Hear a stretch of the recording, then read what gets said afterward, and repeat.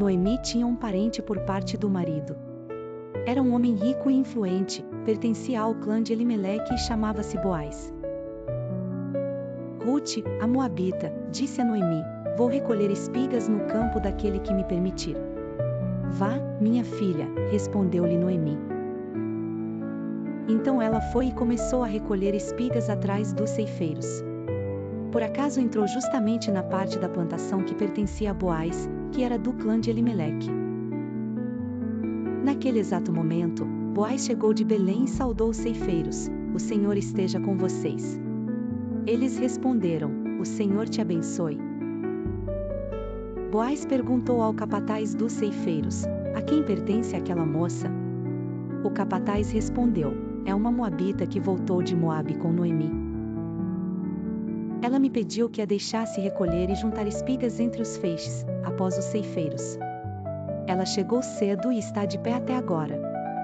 Só sentou-se um pouco no abrigo. Disse então Boaz a Ruth: ouça bem, minha filha, não vá colher noutra lavoura, nem se afaste daqui.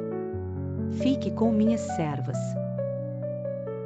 Preste atenção onde os homens estão ceifando, e vá atrás das moças que vão colher. Darei ordem aos rapazes para que não toquem em você. Quando tiver sede, beba da água dos potes que os rapazes encheram.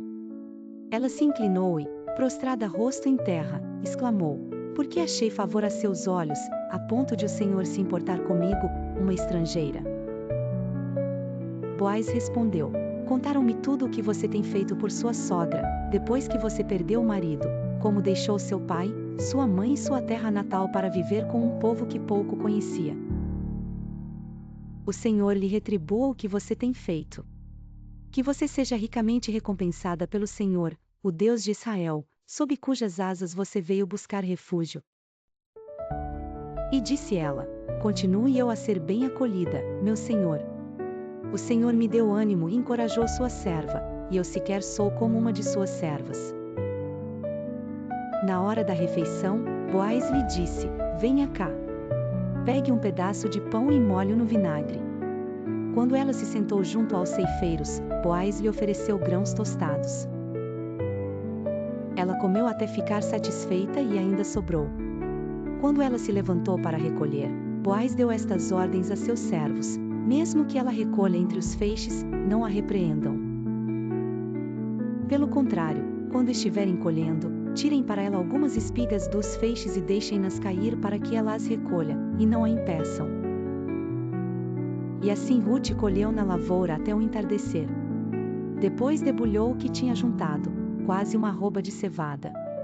Carregou-o para o povoado, e sua sogra viu o quanto ela havia recolhido quando Ruth trouxe e lhe ofereceu o que havia sobrado da refeição.